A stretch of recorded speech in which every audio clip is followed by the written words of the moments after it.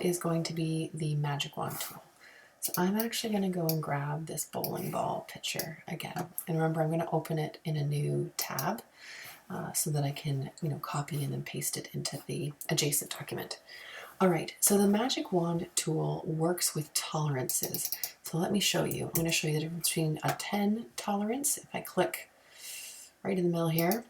So what it's basically doing is picking 10 lighter and darker pixels. So a tolerance of 10 is very small, so I'm only getting a smaller range of pixels. Let me deselect that by hitting Command D. And actually, before I move on, I could do that, and then what I could do is add to my selection or hold Shift, and I could sit here and add pixels, trying to get the whole bowling ball here. But it's going to take me a really, really, really long time to get the whole bowling ball using that tool, the magic wand, at a tolerance of 10, right? So I'm going to deselect that. What I'm actually going to do is I'm going to increase my tolerance. I'm going to go to 100, just like crazy, probably too far. Then when I click my 1 pixel, actually that's pretty good, I get almost the whole thing. I'm just missing a couple small areas. So if I was to go and add to my selection now, right? So I want to add to my selection, and I want to add these, the finger holes for the bowling ball. I think what's going to happen, I don't really know, let me see. Oh, it's done a good job. So I'm adding to my selection. I still have a good thing. I need to get these. Oh, I tried to get those small pixels and it went to the whole document. I've now got the whole document selected. So I'm going to go Command Z back a step. Okay, so I went too far because my tolerance is 100. So I bet you if I bring this back down to maybe something like 30, and I'm going to zoom in here and I'm going to add to my selection by either holding Shift or clicking on that, I can go and get all these sort of missing small pixels without losing that edge, right? You can see, and I'm even going to just tidy up that edge a tiny bit because it's in a couple spots it's not quite perfect. So that worked really well. Oops, spoke too soon. As to getting the edge, I think that looks great. So I can then copy and then paste, okay? So that was using the magic wand.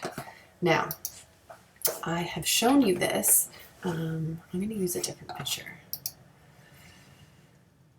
I'm going to go get this weird looking cup and I'm going to put it in a new layer here. All right, so I could do the same with the mug. I could start at 30 and slowly add to my selection by holding Shift, right? Getting more and more of the different shades of orange and getting this whole mug. Okay, but I'm going to deselect here. The reason that so much stock photo and product photography is shot, and even portraits are shot on white, is because it actually makes this way easier. So instead of getting all of the orange and the object, what I can actually do is the opposite. I can get everything that I don't want. So in this case, all of this white is literally the same shade. So one click and look, I got the whole dang thing. Now I do need to add the hole for the cup.